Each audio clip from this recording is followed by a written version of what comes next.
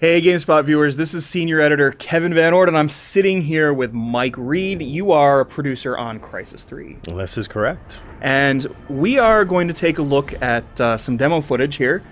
And why don't you go ahead and set us up for what's happening in the Crysis story that's setting up what we're going to see today. So back at E3, we showed a segment on Canyon, which is actually the third segment in Crysis 3. And this takes us back a step to the first time we come into the Dome.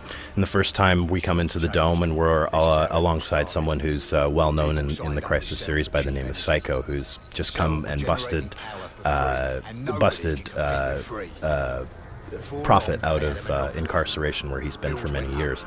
And Psycho's been working with this rebel group, and it's really part of, this is sort of the introduction, and the first time we come inside the Dome, and an introduction to Psycho himself. So what is the purpose of the Dome here? That, you know, we're here in the Dome, but what is happening under the Dome, and why does the Dome exist? So there's two segments as to why the Dome exists. So the first one being that after the events of Crysis 2 and Alcatraz, so what happened is the Cell Corporation took all the credit for what happened during that time, and basically they came out, did a bunch of press releases and said, hey, we're going to protect you guys from the alien threat, and we're going to contain them inside this dome. But there's actually something deeper going on in here, in that Cell, over the course of this 20 plus years since Crysis 2, has managed to take over the world's energy resources. And in doing so, contained under this dome specifically, there's a bunch of domes worldwide, but this being the Liberty Dome, contained over New York City, there's a bigger power going on here that has to do with Cell and the rebels.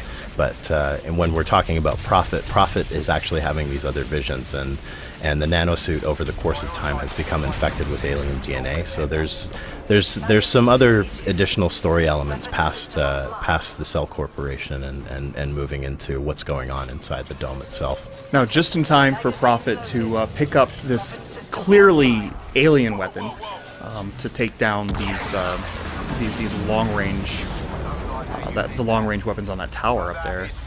Yeah, so this is one of the other alien weapons that we're bringing into the game, and we'll be talking a little bit more about that sooner.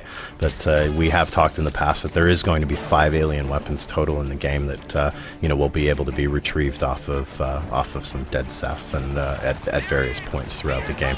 And they operate similar to like heavy weapons and stuff, and they basically can only be used while you're holding that weapon specifically.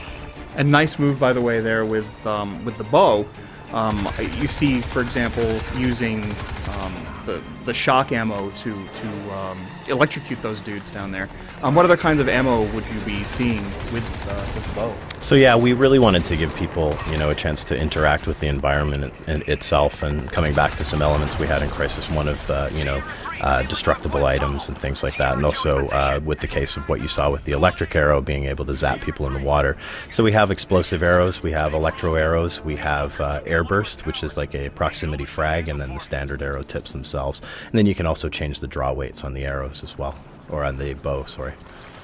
And now we're entering this area, which recalls a lot of the verticality of Crysis 2. Is that something that you strive to maintain going into Crysis 3? Is that sense of verticality and being able to move upwards and downwards throughout the level? Yeah, so for sure. I mean, some levels definitely have some more vertical movement in them, but what we really wanted to create when we're in outdoor spaces, as you saw earlier, the wide open space that you have to deal with there, but even on some of the indoor elements too, that you have the space to move around, not just on a vertical plane, but on a horizontal plane as well.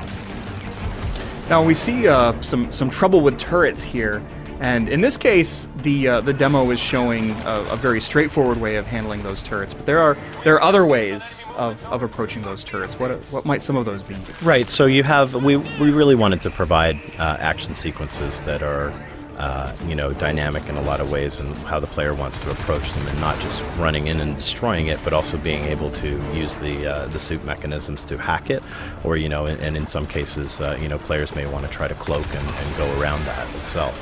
So everybody's going to have a different experience depending on how they want to approach the action itself. And in terms of the returning nanosuit, we'll still see the usual mechanisms, the cloaking, heavier armor, jumping, and so forth. Yeah, so you'll see a lot of those systems. Some of those systems have actually been a little more integrated, like sprinting, for instance, no longer uses energy. And that's actually changed in the multiplayer side as well. We've also gone back and revamped the nanosuit upgrade systems as well, so that it's combinations and nanosuit kits, no longer collecting nanocatalysts from dead aliens as well.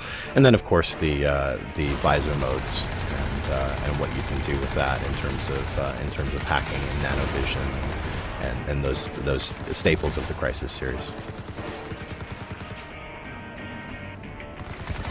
Now you've also, we're back in New York, of course, but it's definitely a greener New York than we saw in Crysis 2. It's a sort of a combination of jungle and urban jungle.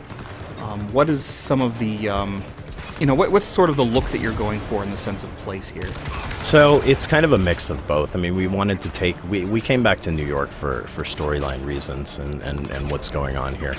And we really wanted to take both sides from Crysis 1 with the jungle environments and Crysis 2 and kind of combine those elements into what we've talked about as the Seven Wonders, which breaks down into a few different areas, which we've shown. We've shown Swamp, which was back at the initial launch. We've shown Canyon, which was for our Dam Busters demo, and then Fields for this one as well. So each of the different areas has kind of moved in and allowed for our designers to kind of go wild in the way that they've put these together, and of course providing players with a different experience through each of the zones they'll pass through.